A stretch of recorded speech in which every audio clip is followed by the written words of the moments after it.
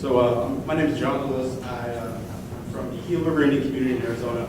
I've actually worked with Craig and Avant Energy, and we've been doing a lot of things together for a couple of years now. At the in Gila River, we have an electric utility corporation, and a telecom corporation. For the electric utility, I'm the chair, I've been the chair for a few years now, and with the telecom corporation, I've been the treasurer for going on a year. Kind of my background very briefly.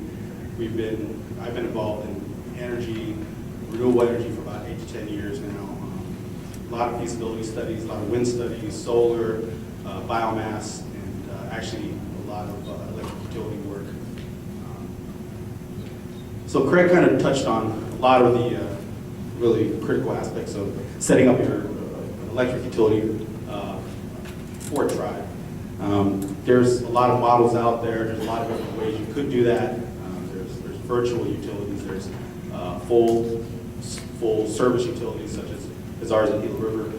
There's a number of different ways, but I guess the key question is to ask what is motivating you to look at setting up your own utility.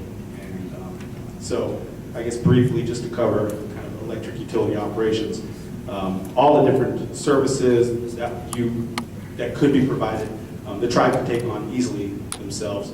Everything from customer service, the operation and maintenance, the line crew operation and maintenance, the outage response, customer outreach, public information, the management, power purchasing, all those different elements and aspects. A tribe, I guess, if they sat down and kind of worked out a plan how this could be done and done in a cost-effective way, then these things could be done. And there's models out there.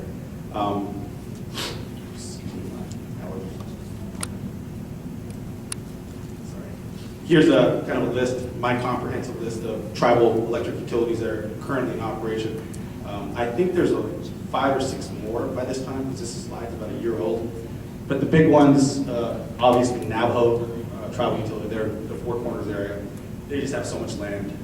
Gila River, Warm Springs, Yakima, and Onaapa Nation down in Tucson, they are a full-service telecom, electric utility, water, wastewater, all those types of things. Also, Aha, Fort Mojave, they're also water, wastewater, telecom, and electric utility. And if you look at the list, it's kind of an interesting list because they're kind of spread out all over. But I think in terms of electricity, you look at places like Alaska, high energy costs, and there's a huge need for them. There's not really too many Alaskan tribal village owned and operated utilities that are represented. So, interesting. Some of the benefits, again, Craig did touch on a lot of these. There is a very strong aspect that has to do with tribal sovereignty. When you're serving yourself with an essential service, infrastructure, things of that nature, that's an expression of sovereignty. And there is a political aspect to that, but it's also very, you're providing a very basic service to your people, and you have a lot of control over your resources. So economic development is one of the things where if you do have a lot of control over your electric infrastructure, all the different infrastructures that would be required for developing commercial areas, retail, and other things of that nature, you do have a significant advantage if you have something like an electric utility under your control. There's a lot of to be said about the retention of revenue on reservation. You keep that revenue on reservation rather than it going off, flowing to a state-owned electric utility or private-owned IOU or something in that nature, investor-owned utility. You keep that the electric sales, the revenue derived from that, you keep it on reservation and you reinvest it into your own infrastructure the way you see fit. There is, I think, in terms of, I always hit a benchmark for kind of return on investment, ROI. So I always thought this was an interesting thing because I get this from my own tribal council, so I have to respond to our committees and our council. And with every other kind of development, the ROI question comes up. What's the ROI? And when it comes to electricity, it's one of these things where there is no ROI. That's not the point. The point is you actually own the poles, the lines, the substations. You're managing it yourself. You own the infrastructure. That's their ROI doesn't mean anything because you own it. You're capturing all that the revenue. So that's a huge advantage. And to explain that to I think community members, tribal elders, it's a difficult thing to communicate, but I think it's a very, very, very important aspect of the utility business. I think when you talk about gaming revenues, that's one type of order of magnitude of revenues, and people think with solar or different type of renewable energies, there's going to be kind of an instant influx of revenue. And it doesn't often happen that way, especially when you're taking over something like the electric utility service. There is a significant investment. You're buying poles, you're buying substations, and just all this stuff costs millions and millions of dollars. But again, you're setting yourself up for the future. You're strengthening, increasing your reliability, your system reliability, how you serve your people. You're reducing your outages and things of that nature. So all that stuff does matter, and you really can't quantify that in terms of ROI. Start asset building. I think tribal utility is a perfect platform or vehicle for kind of job, technical job for tribal members, employment. There's a lot of different, I think, customer service, not even the engineering part, there's line crew. Those are all jobs or careers that tribal members can easily take on. And I think there's a lot of training and there are some grant funding that does help support some of that. But I think for the most part, at least with our utility at Gila River, we're kind of a self-sustaining entity. So we don't receive any subsidy from the tribal government. We just use, our budget is created solely on our electric revenue. So.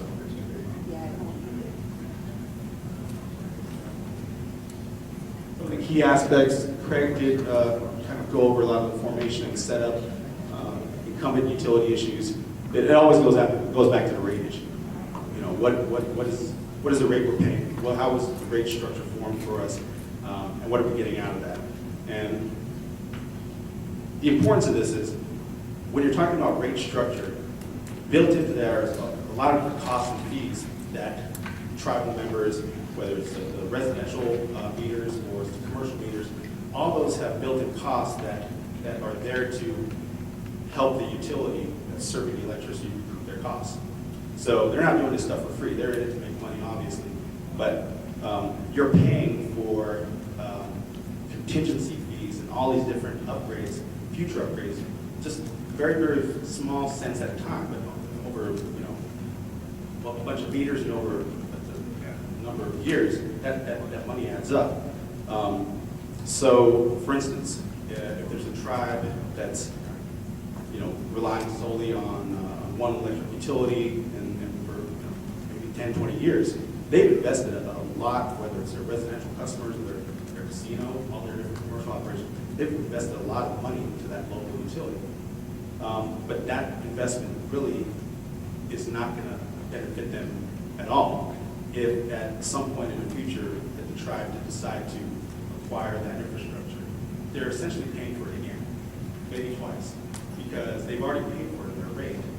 And when they want to have the local utility off their reservation, they want to take over service. I mean, you're paying for an infrastructure you've already paid for your rates over the last decade or 20, 30, 40 years, whatever it is.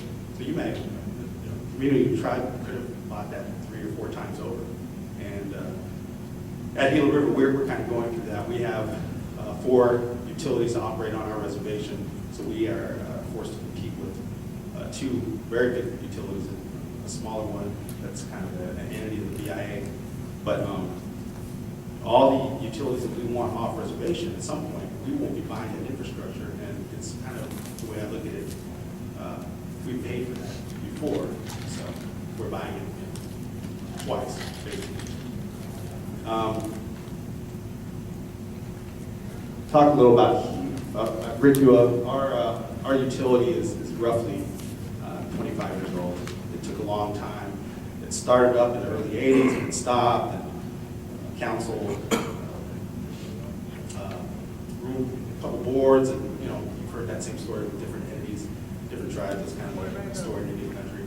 But it did take a long time for Gila River to see the value in having their electric utility corporation established. The primary driver was our gaming facility. So we had a big gaming facility, Wild Horse Pass, right near the freeway near the city of Phoenix. And the question was, this is going to be a big meter, it's going to cost a lot of money to build, and it's going to require a lot of electricity. Where's all this electricity going? And our council decided this is the right time.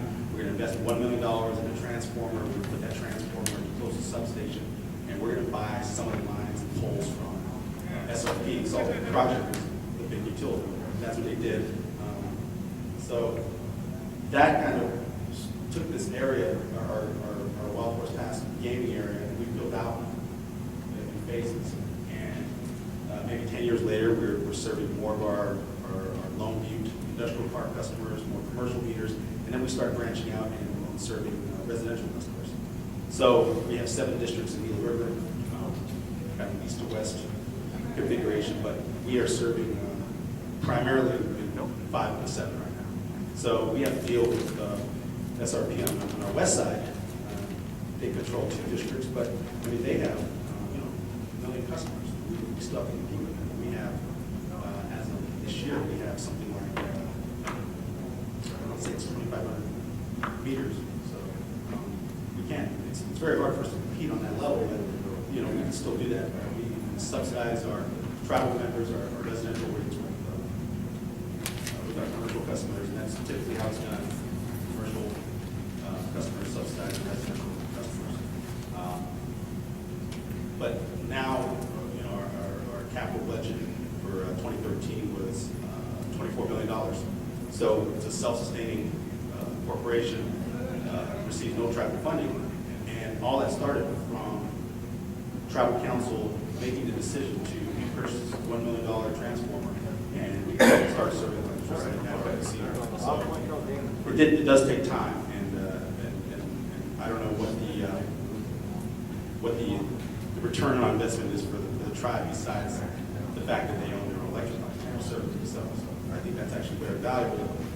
You talk to some of our council members, they have a story. One thing that was mentioned is the separation of tribal politics from running the corporation. That's kind of the big deal because you have to deal with, if you were to shut off somebody's electricity, and it's happened to be some council members, grandma or auntie or whatever it is, you're going to have to get those questions. The other issue is once you take over service, when there is an outage, there is nobody else to go to. You are the utility. There is no pointing the finger at, hey, SRP is taking too long to turn our meters on, APS, whoever the WPS would be here. You have to look at yourself, and you're going to have to be prepared for those types of outage response activities. And it is a critical part of the business. Storing power. In Arizona, we get the monsoon in the summer. So we have a lot of intermittent power issues during the summer. But here you guys have the severe winter. So I would imagine you guys just have many outage and electric, just various types of electric issues in general during the winter summer.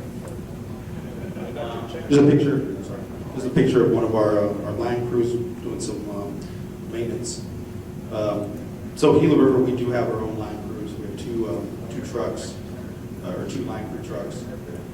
We started with a rental and like 2 contract guys and 1 full-time guy. Now we have like 12 linemen and 2 trucks, and we own the trucks. We don't rent them. And, it's kind of a cute story, but we started very small, and we're very we're actually very efficient at what we do.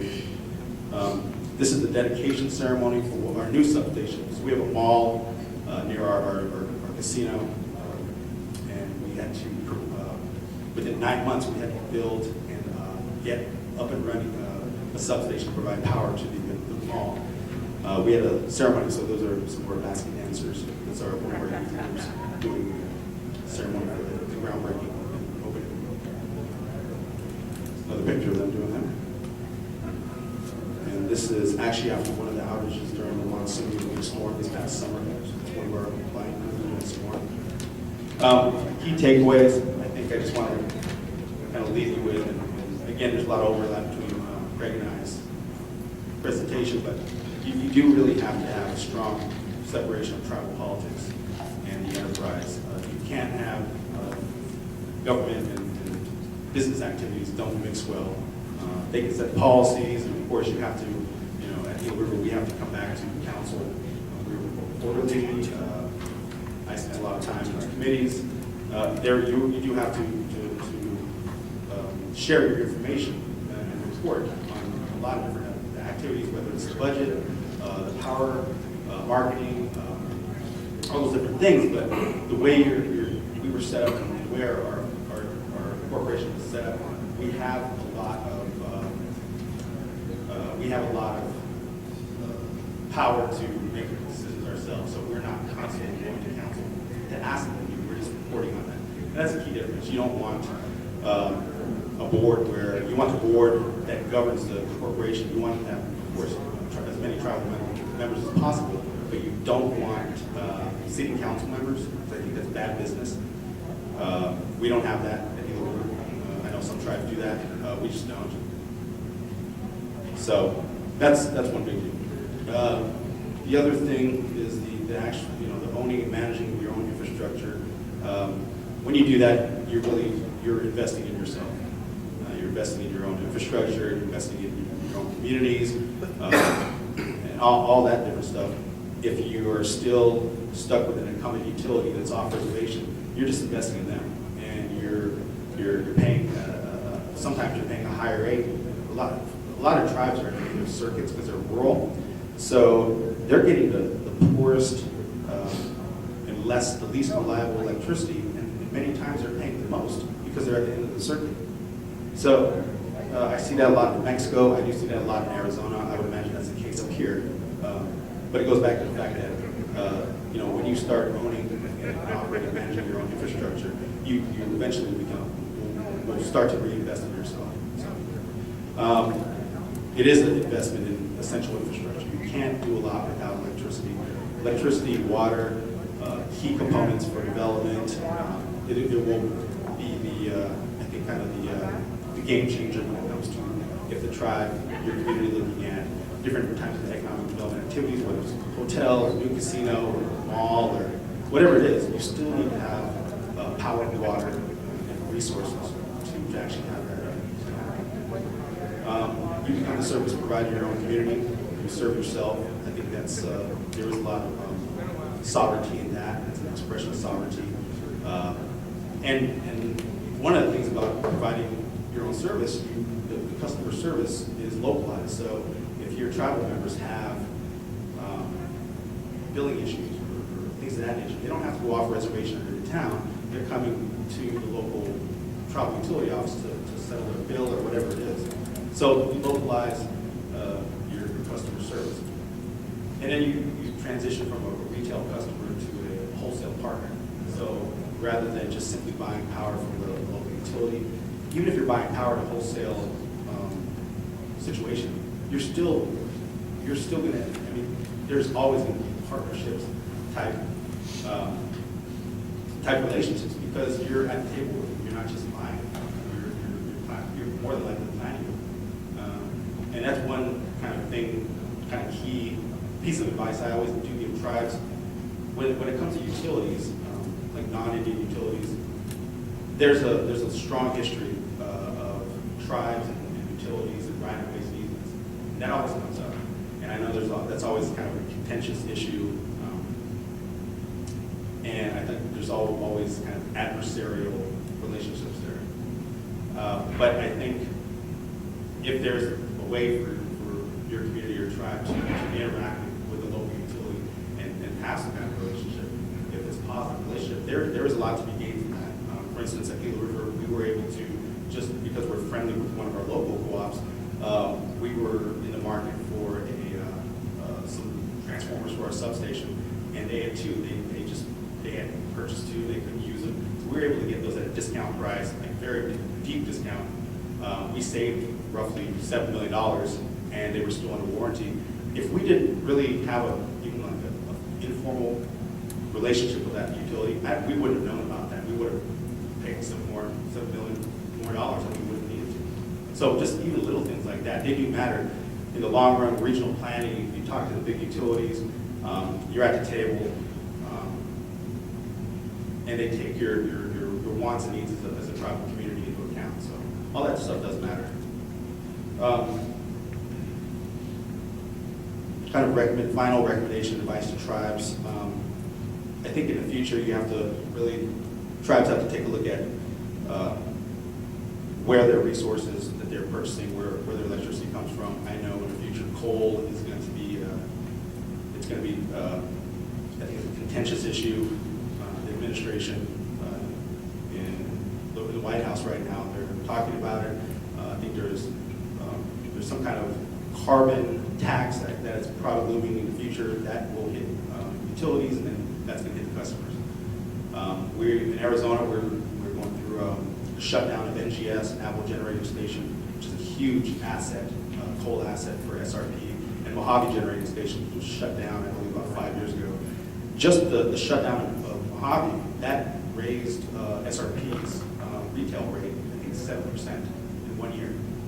So as I think the West at least transitions away from coal and toward natural gas, you're going to see some changes, and I think that's going to kind of have a ripple effect all throughout any country. I think a lot of tribes do get their energy from coal, and it's something to think about.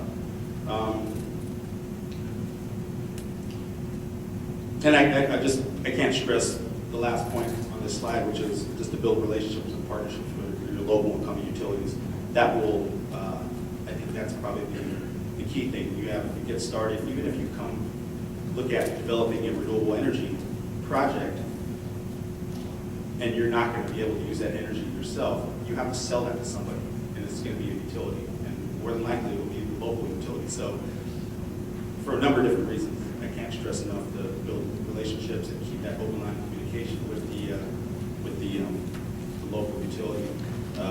That may take the form of the tribe setting up kind of like an energy position, or just council designating somebody, this is our energy person, this is our energy czar, this is our energy committee chair, whatever it is. It may be a tribal employee, so you don't have to fund it separately, but I mean, just to have a key point of contact and to have that open line of communication with your utilities. So I think that, in light of the propane crisis that you guys have recently undergone, and I know different tribes in South Dakota and North Dakota, and other parts of the country have been hit too. So that's even more of a consideration. You guys get severe winter, we get severe summers. So, and that's all I have. If you have any questions, please feel free to ask.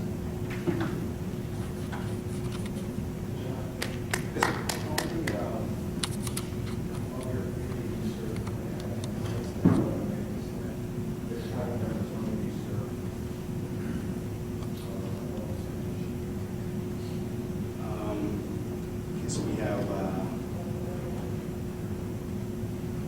our meter breakdown. We're probably maybe 2,000 households. So on reservation, we have like 40,000 members at Gila River, and on reservation we have 8,000 members of on reservation. So if we're serving 2,000 households, yeah, our quarter.